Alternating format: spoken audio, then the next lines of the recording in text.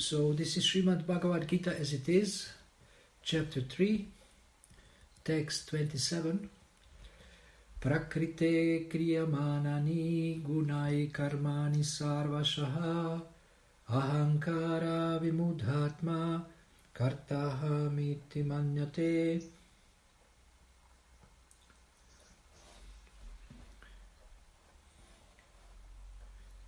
The spirit soul, bewildered by the influence of false ego, thinks himself the doer of activities that are in actuality carried out by the three modes of material nature.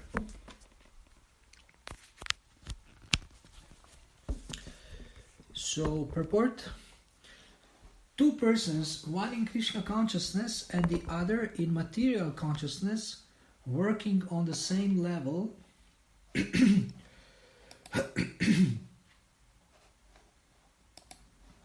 may appear to be working on the same platform, but there is a wide gulf of difference in their respective positions.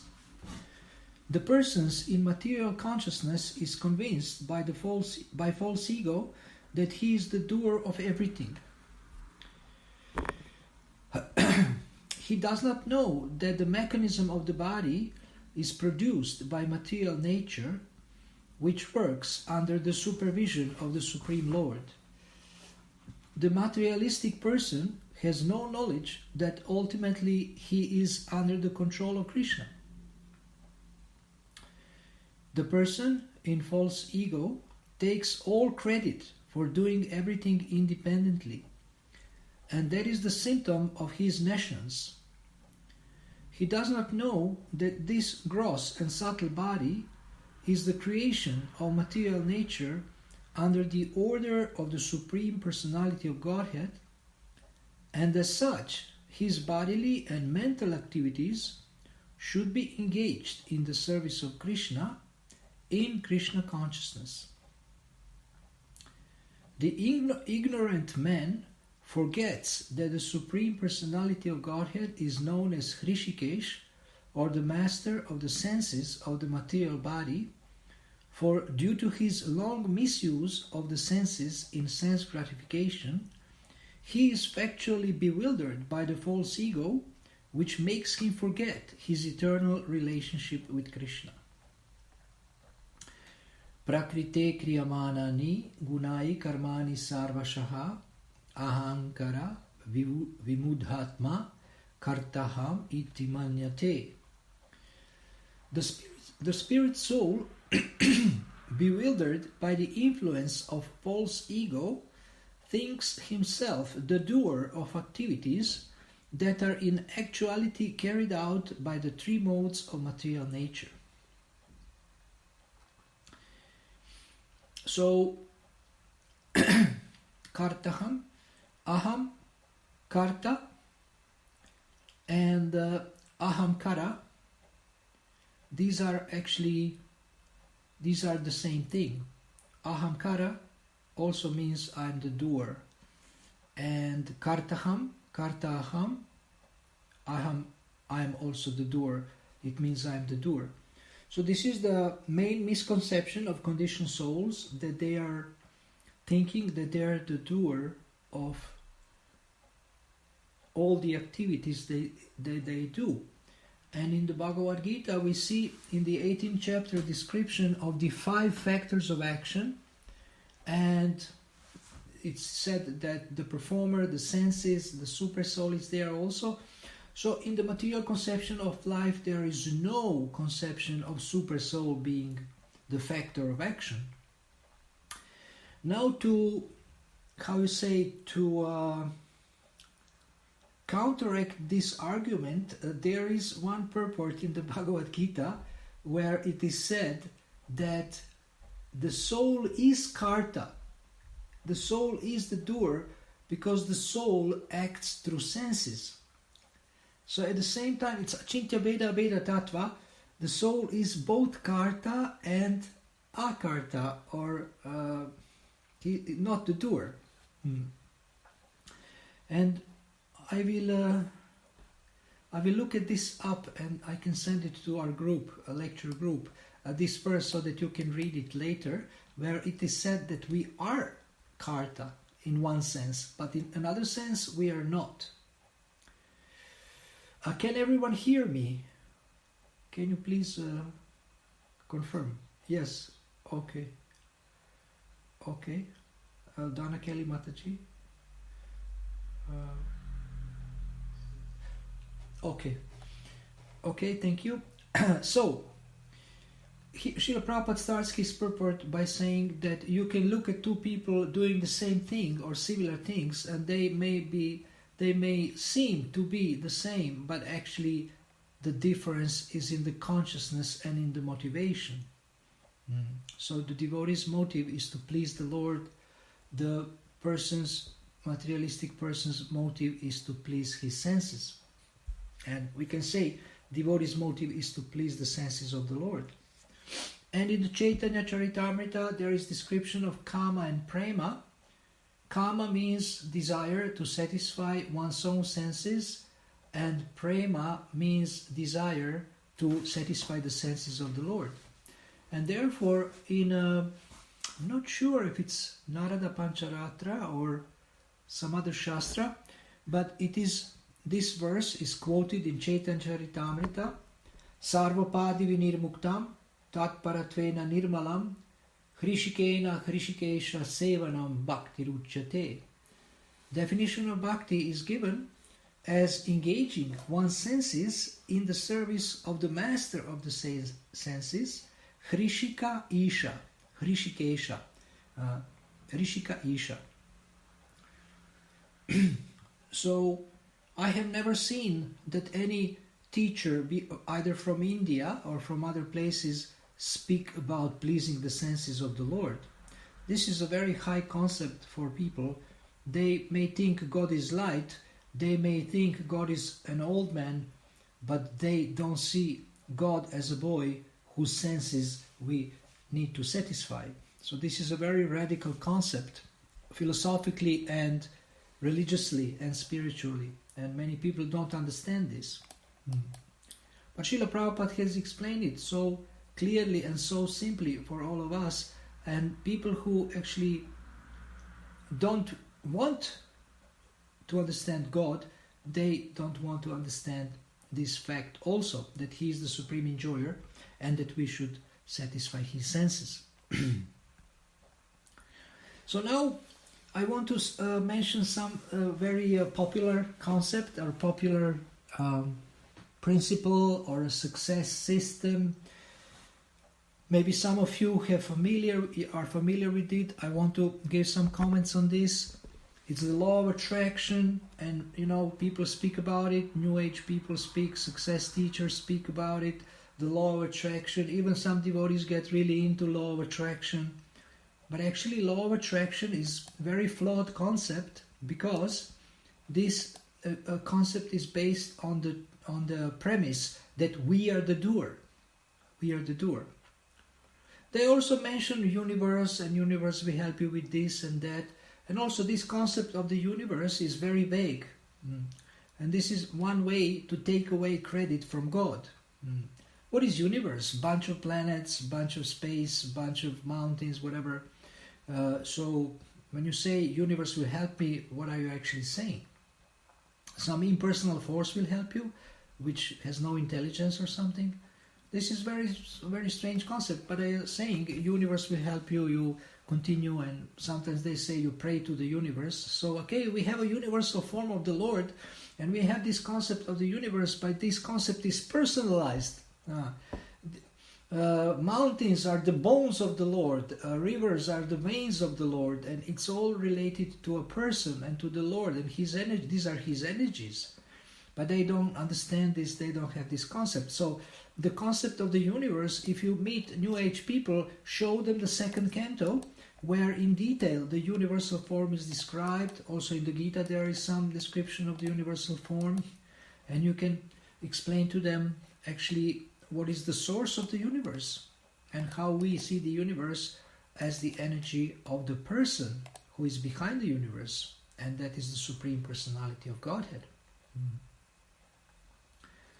So devotee knows that everything is happening under the supervision of the Supreme Personality of Godhead, and that results of his activities depend on the Lord also, not only on him and his effort, but still he understands that he needs to make effort. So we have this formula, success formula, that personal effort plus Lord's mercy equals success. You can make a personal effort, but if there is no Lord's mercy or the approval by the Lord, acknowledgement, permission by the Lord, you will not get results. So we understand this. And therefore we are not attached to results, we are attached to pleasing the Lord, and we are attached to doing our duty, but we know that results ultimately depend on the Lord. And that even if there is no external result, still the Lord is pleased with our sincere effort. So sometimes devotees receive books and and there is no result whole day, and they pray to the Lord, and sometimes they are a little dejected, and then at the end of the day they distribute 20 or set of books or something. The Lord was testing them, he didn't give them results, but because they have faith and they persisted, then the Lord gives them a result. And then it's interesting, when we do anything, if we are aware of the super soul in other people's hearts, and like if some people, don't agree with something, or you have a conflict, and if you are aware of the Lord, actually this is all it counts in this situation. And like sometimes some people don't respond to my messages, and I think, how can people ignore? I cannot stand to ignore a message more than a couple of hours, or to not respond to it, because these people wrote me and they took time to write me, and I need to say at least get lost. And what to speak of being nice and being cultured and thanking them for writing and things like that. So I'm speaking about being attached to results. And sometimes I just say to myself, well, if they didn't respond, then the Lord didn't inspire them for some reason. Maybe I have hurt them in past lives, and now, or maybe I have ignored them in past lives, and now somehow they are inspired to revenge. So I just accepted that they will not respond. What can I do? But I still can write sometimes and ask, how are you doing? So now, in the rest of the purport, Srila Prabhupada explains that the body is made by the material nature, then we are acting in the material nature, there is so many resources that are coming from the material nature, from the modes of material nature, and that we cannot take credit for being the only doer. And there is this explanation in the Bhagavad Gita that there is a kshetra and kshetragya. There is the field of activities and knower of the field. And the knower of the field. So we always have some field of activities, but we understand, Bhagavad Gita explains how things work, that we can have a field which was provided by Krishna. This body is also considered to be a field of activities, and we also know that this is given by Krishna as an instrument. And now our main goal, our main duty is not to misuse this body for sinful sense gratification, but to use this body for devotional service of the Lord.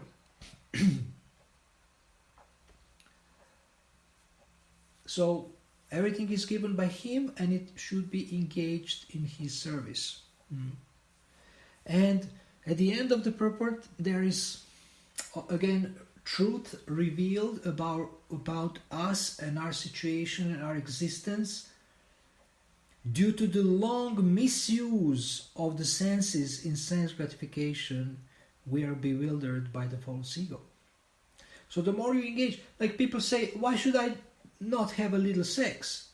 Because you're already, little illicit sex, you're already in the bodily concept, and by enjoying like this, you are sinking deeper in this kind of a conception, bodily conception of life, identifying with the body and hoping and trying to squeeze out as much enjoyment as possible from the body that we have gotten from the material nature. So this is called long misuse of the senses in sense gratification.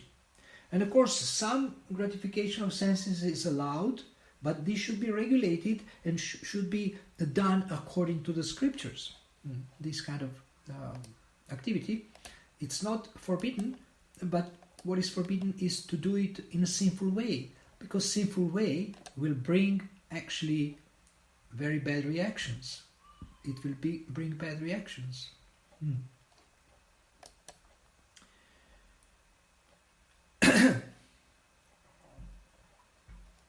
Now, when we preach to people, for example, who are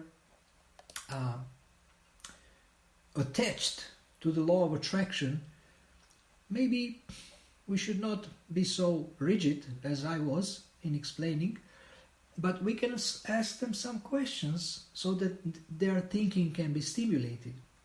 Sometimes you cannot preach to people directly because they are not ready or they are not willing, but you can ask them questions to help them to scratch their head and to think more deeply about what they have accepted. People accept the law of attraction. There is teachers who explain why the law of attraction doesn't work, because you don't know how to use it. You don't know how it works, and they teach how to use it so that you can get results. Then they speak about the art of manifestation. You can manifest money. You can manifest this. You can manifest that. So this is all based on the concept of karta. I am the doer. I am the doer. I am the only doer. And then, yes, you attract what you think about. And then some people misunderstand that the law of attraction means you just think of something and desire something and you don't work. And of course, teachers who have some sanity, they say, well, that's nonsense. You have to work. You have to work. Not only meditate or not only desire, but you have to work if you want to get results. So, for getting results in any area, we have to work. Today, very popular concept is passive income. And passive income is never 100% passive. Create multiple sources of income, create a money-making machine, let the money work for you, not you work for money. There's these concepts that are preached. And to be honest, I like the concept from the Bible, as you sow, so shall you reap. As you sow, so shall you reap. You will get results according to what you put in. What you put in, you get out. This is the law of God, this is a law of nature, and it makes more sense.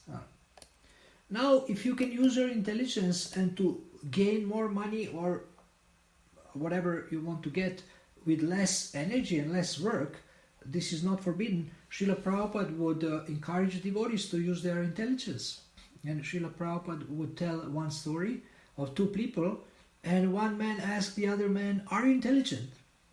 And he's just putting his hands in his pockets and opening the pockets which were empty. And the other man who asked him a question, he says, "But what are you doing? Why are you taking out your pockets?" He said, "If I would be intelligent, I would have money in my pockets, but I don't have." So Srila Prabhupada was challenging his disciples to make money. And of course, devotees always find ways, like devotees collected millions of dollars, millions of Deutschmarks, millions of euros by distributing paintings, distributing incense, distributing paraphernalia, CDs, different things. And I was just visiting Vishwadev Prabhu's factory in Birkenfeld, near Abentur, near Goloka Dham. And so himself and another devotee has bought 7 houses and he's renting them to devotees. So they want to make a bhakti town there.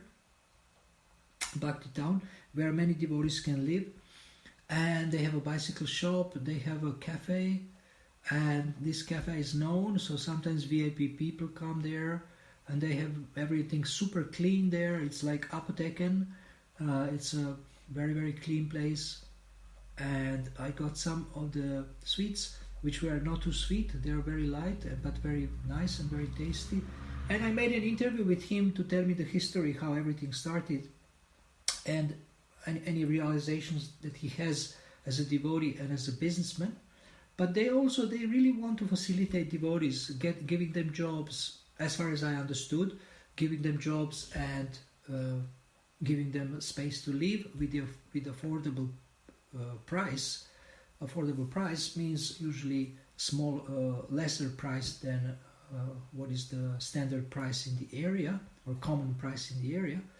So this is nice. This was nice to see. So, last 5 minutes of my class, I would like to say something about Yukta Vairagya, about engaging everything in Krishna's service, especially our talents and our abilities, different abilities, which we are naturally inclined to work.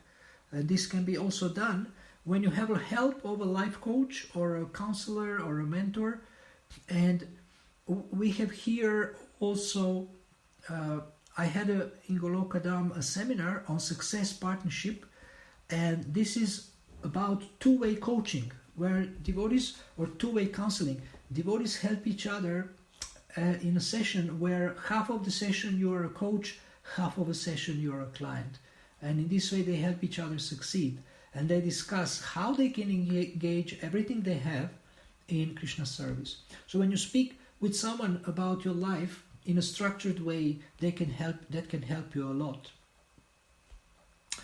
I can send you this. Maybe I already sent this success partnership manual or guide, and I have updated it also since last week. And you can try to do this. And if I get a chance to visit Munich, I can also give a course for you about success partnership. We had a 2-day course here. Right. First session was recorded, and it's available on the Facebook of Goloka Dham. I can also send you a link so you don't have to look for it. You can take a look and see if this will be interesting for you. But I had about 12 to 14 devotees attending, and they found it quite useful. They started to do some success partnership on the spot and also later, and they had some realizations. So this, I think this can help all of you to optimize and maximize your sadhana, your service, your relationships, family relationships, even finances, if you can discuss with someone in an intelligent way, with intelligent questions, and spend this time in a structured conversation. So regarding karta and akarta, doer, not doer, and engaging in very efficient and effective devotional service, I think this could be helpful. It's a very practical thing. In this professional world, it is called peer coaching, but here we call it Devotee Success Partnership, DSP, and I think it could be helpful. And thank you for confirming that you are interested. I would like to stop here and just ask you if you have any questions.